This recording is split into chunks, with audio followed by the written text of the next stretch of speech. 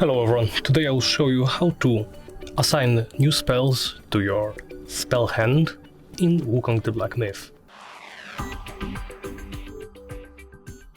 Well, what do I mean by that?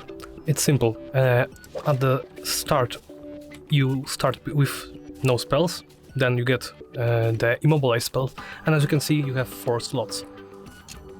But you will quickly run out of the slots and will get much better spells in time. So, how to reassign them? Simply go and activate a shrine, then go into the self-advanced sub-menu and set spells. In the set spells menu, you can simply, as you can see, simply tap on one of the spells to select it. As you can see, I only have one at the moment. It doesn't matter.